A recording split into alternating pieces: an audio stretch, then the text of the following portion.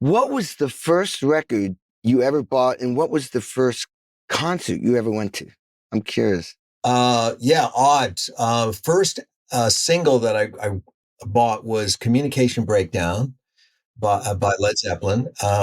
Now, I have to qualify that by saying that I was given all the records that my older siblings got tired of, which was a treasure trove. I mean, I did the four of them were going through music, and that period when you're like, from 10 to 20, you're a couple of different people, and you don't want to know about the 10-year-old self when you're 14. You want to forget about when you were a kid, and so on and so forth. So I would, if they had, like, I remember getting 12 by 5 by the Rolling Stones from my sisters because they were over it. And to me, it was, golden. I listened to that record a million times, and until I just wore every album I wore out because our little portable record player was cruel to every disc you put on there, the heavy arm, you know, didn't bother me, So I listened to all those singles. That's how I got into Kinks and Dave Clark 5, all the British Invasion stuff. The Motown stuff was more on LPs, and my middle sister Marion was really into that. She was more of a dancer, and she was an acoustic guitar player, so she had that rhythm in her, and she appreciated that kind of format.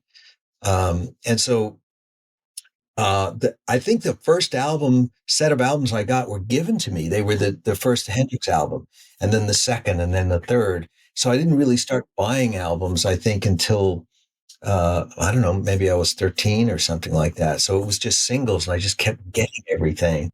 My brother would give me a John Lee Hooker record. My sister would give me her Led Zeppelin album, and I'd get, whatever, James Taylor, Carole King from the older sisters, as they went through stuff. Wow.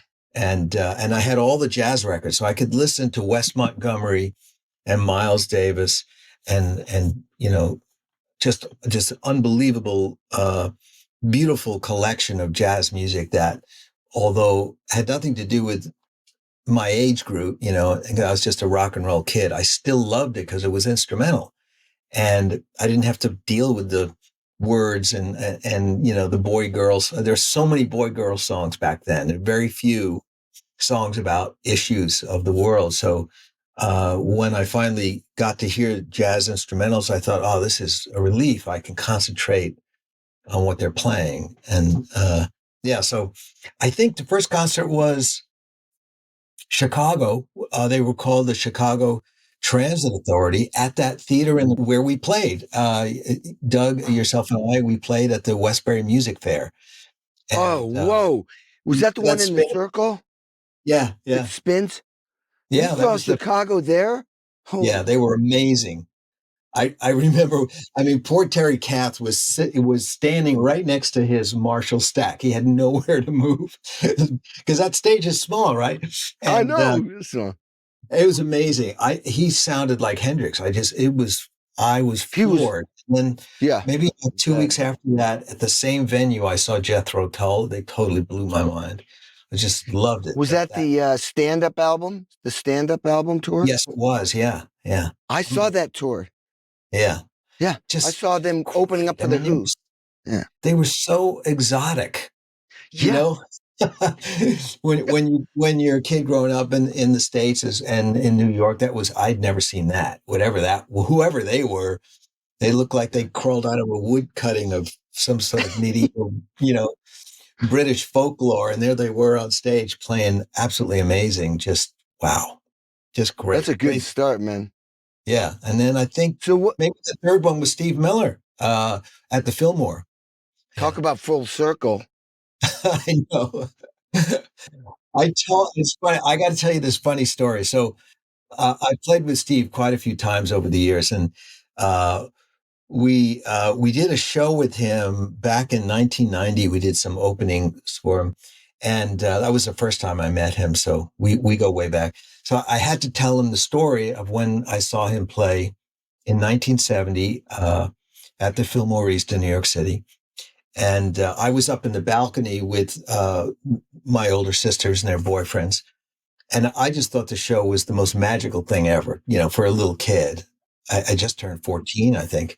And pot smoke everywhere, you know, and clouds, Mungo Jerry. Do you remember Mungo Jerry? In the No. summertime when the Oh weather is, yeah. yeah, Da, that, da, da, da, uh, da, da, da, da, da, yeah. da, Okay. So, and then Steve da, da, Miller, da, da. when he came out, it was kind of heavy and it was just Yeah. great band. He was tremendous. I was a big fan of his records because my older siblings had, given them to me. So I kind of knew who he was and his catalog. And so anyway, I tell Steve, like, I saw you when I was 14 and I've been such a huge fan. This is so great that we're playing together.